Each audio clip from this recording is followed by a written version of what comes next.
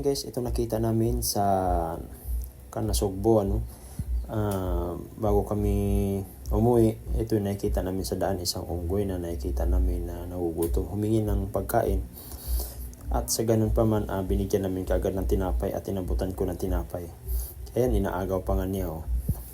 So ito guys, ito nakikita namin, parang nagagalit pa siya sa akin minsan kasi nga inaalay ko siya. Kaya hinahagis ko na lang yung tinapay. Ayan, tumakbo siya, oh. Ayan. Pero hindi pa rin siya nabubusog dyan dahil gusto pa niya talagang kumain. Kaya hinagisan na pa rin namin ng tinapay. Ayan, oh, andyan pa rin siya. Nag-iisa lang siya. Yan, yan. Nag-iisa, pero ang laki nito guys. Sobrang laki na ito. Kaya yan, oh. Oh, pati plastic kinuha niya. Yan, tumakbo na. Pag nakikita, pero sa akin na malapit to guys dahil siguro nakita niya siguro ako na monkey din. Charot. Ayan, kaya ayan.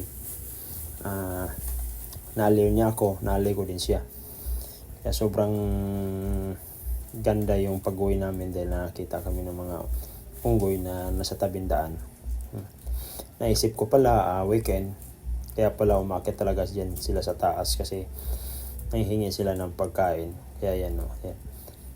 Yan, kain ng kain pa rin siya, oh. Yan. Kaya panitingin pa rin siya sa akin guys. Kaya hindi ko alam kung anong pwedeng gawin niya dahil panitingin ng tingin pa rin sa akin habang kumakain. So yan, oh, tumatakbo na siya. Yan. Pero andyan pa din yan sa taas. So, yan, oh, yung taas na yan. Yan, nakatago siya, nakatago. Yan, oh. Yan. Nagmamasid lang siya, nagmamasid. Ayan, oh.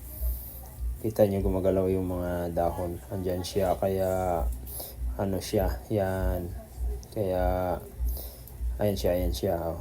Yan, kaya ayan, oh, punong-puno na yung bunganga niya ng tinapay. Ang dami kasi ng tinapay na binibigay namin guys, kaya busog talaga siya dahil siya lang mag-isa. Kaya yun, hindi ko pa rin siya binibitawan. Talaga nakaumang pa rin sa kanya yung camera, gawa ng na aliw ako sa kanya. Yan, nagisan ko pa ng tinapay, tumakbo siya. Dahil akala niya kung ano na. Ayan, steady pa rin siya, kumakain pa rin siya.